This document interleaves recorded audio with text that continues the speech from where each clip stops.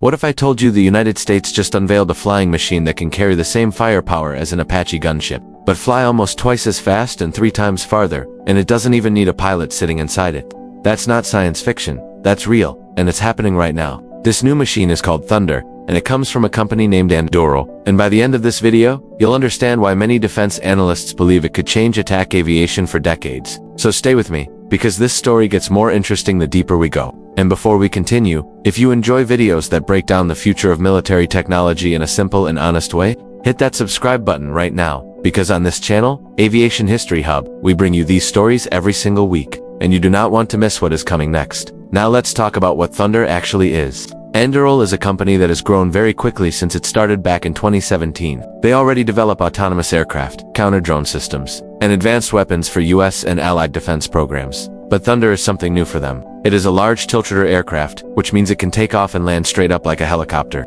and then tilt its propellers forward to fly like an airplane. This is the same basic idea used in the Army's new MV-75 Cheyenne aircraft, which is set to replace the classic Black Hawk helicopter. Thunder was actually built in partnership with a company called Aviation, which is known for building electric flying taxis. That partnership gave Thunder a hybrid electric power system, which is part of the reason it can fly so far and so fast, while still carrying heavy weapons.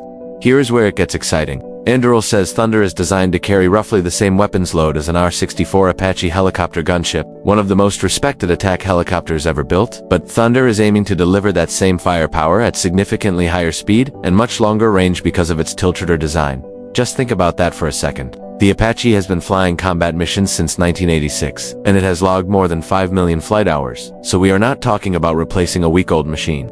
We are talking about matching a legend and then going even further. Thunder carries its weapons inside 2 internal bays on each side of the body, plus another bay in the nose, built specifically for anti-drone systems. Inside those main bays, Thunder can carry up to 10 Hellfire missiles, which is actually more than what a Reaper drone carries. It can also carry newer missiles called Joint Air-to-Ground missiles, which have better guidance systems for hitting different kinds of targets. And if longer range is needed, Thunder can switch to Anduril's own turbojet-powered missile called the Barracuda, which can strike targets from many miles away, far beyond what a normal helicopter crew could even see with their own sensors. But Thunder is not just about missiles. If the mission changes to defending against enemy drones, Thunder can carry rocket pods loaded with guided rockets designed specifically to shoot down small attack drones in the air. The same kind of cheap explosive drones that have been used heavily in recent conflicts around the world. In a fully loaded configuration for that mission, a single Thunder aircraft is designed to intercept multiple incoming drones during a single mission. On top of that, Thunder can also carry small deployable drones of its own, some built for scouting and jamming enemy signals, and others built purely to strike designated targets. This means one Thunder aircraft can switch between engaging armored targets, defending troops from drone swarms, or gathering intelligence, all depending on how it is loaded before the mission. But here's the part almost nobody is talking about. What surprised me most wasn't the missiles, it was how the Army plans to use Thunder alongside human pilots. Here is something that really shows how serious Anduril is about this program.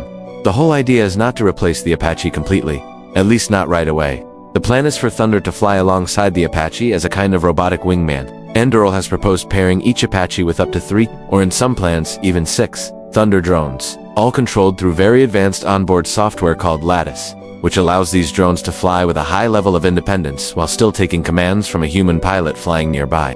Imagine one Apache crew commanding a small group of armed drones flying beside them, tripling the firepower on the battlefield without putting a single extra pilot at risk. And because Thunder shares design goals with a new MV-75 Cheyenne troop transport aircraft, it could also fly protection missions for troops, being moved across long distances at speeds and ranges no traditional helicopter could match. Alright, quick pause here. Before we go further into what Thunder might mean for the future of the Army, I want to be completely clear that everything discussed in this video is based on publicly available information and official statements released by the companies and defense reporters. Nothing shown or discussed here should be treated as classified, confidential, or restricted information, and no operational or sensitive military details are being revealed. This video is made purely for educational and historical interest. Now, let's talk about speed and range, because this is where Thunder really separates itself from older attack helicopters.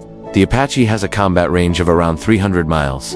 Thunder, because it borrows its performance target from the Tiltrotor Cheyenne, is expected to fly at speeds close to 300 miles an hour, nearly double what an Apache can manage, and it may be able to reach almost 3 times farther on a single mission. That kind of range means Thunder could take off from a completely different location than the Apaches it supports, and still meet them at the right place in time. or it could patrol quietly for hours waiting to catch enemy drones before they ever reach friendly troops. And here's something practical too. The entire Thunder system, according to Anduril, can be packed into a standard shipping container and moved anywhere in the world without needing a real runway, which means it could be deployed extremely fast in almost any environment. Of course, we have to stay realistic here. Right now, Thunder is still mostly a design on paper. Anduril says the first real test flight should happen within the next year, though the software controlling it has apparently already been tested on other aircraft. And just as important, the US Army has not officially announced plans to buy this aircraft yet. Anduril is essentially betting that once the Army sees what Thunder can do, they will want it. Kind of like how some of history's most famous weapons started out as ideas nobody asked for, until they proved themselves and changed everything. So here's the big question I want you to think about. Could unmanned Tiltrotor aircraft like Thunder eventually take over most of the missions that helicopter gunships, like the Apache, have handled for decades? Or will manned aircraft always be needed for the toughest combat situations? Let me know what you think down in the comments. I read every single one, and if this video helped you understand something new today, please give it a like, share it with a friend who loves military technology, and if you have not already, subscribe to Aviation History Hub so you never miss the next deep dive. Before we wrap up, one final reminder, everything in this video is based on open source, publicly reported information intended for educational purposes only, and does not represent classified or sensitive military detail of any kind. Thank you so much for watching all the way to the end. That genuinely means a lot to this channel, and I will see you in the next video.